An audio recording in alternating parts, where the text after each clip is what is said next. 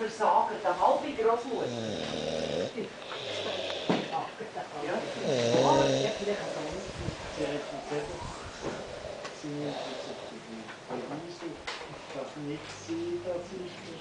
Genau.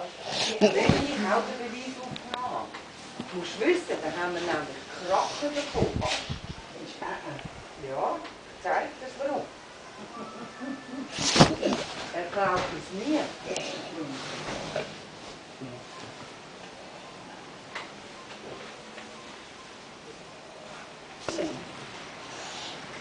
Jetzt musst du mir einmal sagen,